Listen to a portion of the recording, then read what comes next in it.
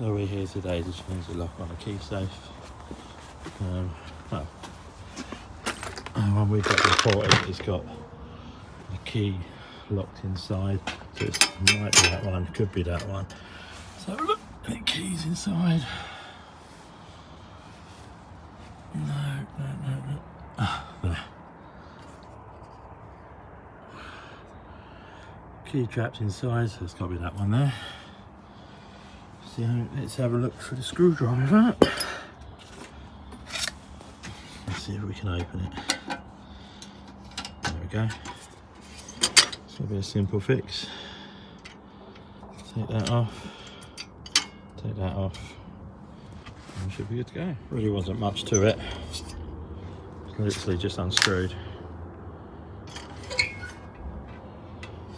Right, yeah, let's get the new one up. Front key's already been given to the tenant, but unlocked. Just got to tighten the back up.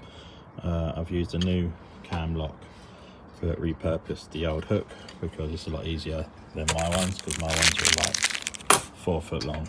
So I've just got to tighten it up and it's done.